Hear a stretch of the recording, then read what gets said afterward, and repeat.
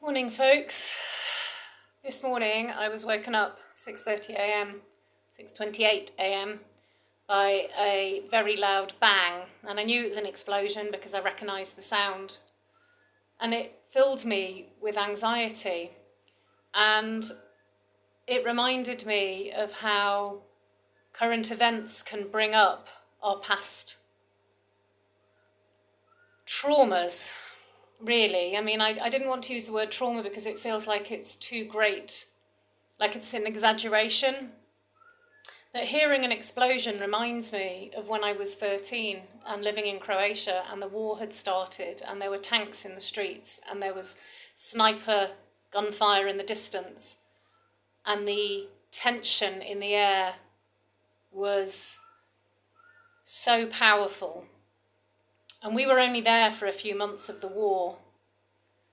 And I remember coming home and my mum would sit on the sofa or on a chair watching the news for hours every day, tears streaming down her face.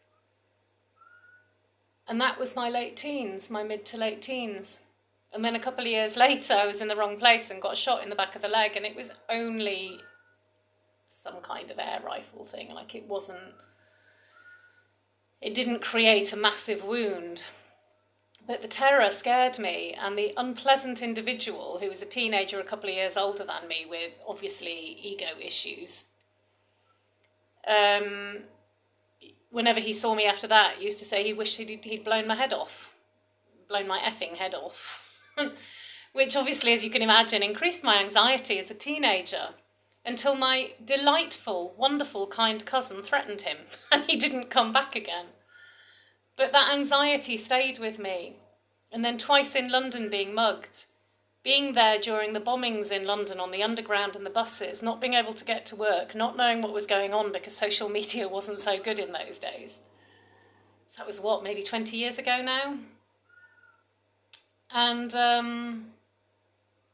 not knowing if two of my siblings were safe, or my boyfriend at the time, having to walk home, waking up one morning and seeing a man hanging in front of the window because he'd hung himself. He was a homeless man and no one cared, and the sadness of that I found unbearable. And there are other moments of chaotic violence around me that didn't quite touch me, but were there. And that level of tension has an impact. And if you think about all the criticism that neurodiverse people endure, obviously it's not physical violence of that nature, but there is violence done to you as an individual, and it damages your psyche in the same way as being exposed to physical violence does. And those tiny microaggressions, those micro traumas add up so that they fill your body with stress and tension. And this is why I realise, it came to me in a flash, I always say that I don't watch the news because I read a research report that it stresses women out, it raises their cortisol levels, and then they can't cope with stress. But really, it's because it reminds me of many of these incidents that have happened to me in my life. I can't watch the news. I feel the pain too deeply. Images of what's been happening in Ukraine, I physically feel it in my body, and it's too much to hold, it's too much to contain. And I wonder, how do we get rid of all this tension when we're not, hunting and chasing animals to kill? Our lives feel threatened by these incidents, but we have no means for removing that fear, that threat. And so it is constant. And I really, really just long for a world in which there's no conflict. I wish I believed in heaven, because then I could get that when I die. I do know I will get peace when I die one way or another, because I'll be gone. And I laugh because what's the alternative?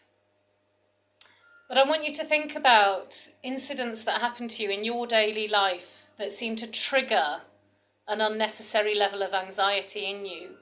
And I wonder whether you can, in a sense, watch the timeline snake back to your childhood and see where those feelings pop up elsewhere, what triggered them, what happened in those moments.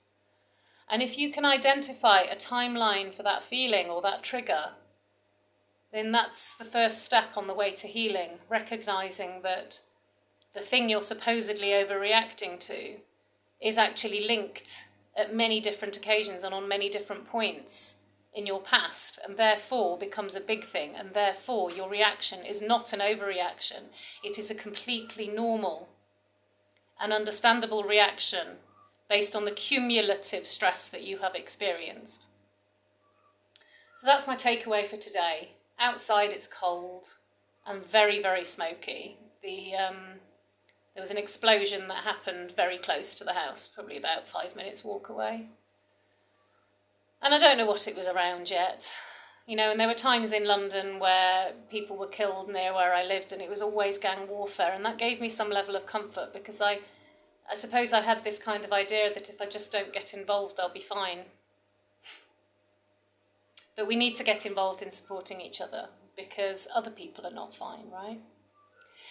Anyway, I hope that this video gives you some thoughts about how to better care for yourselves this week, how better to support yourselves this week, and how to be kinder to yourselves this week.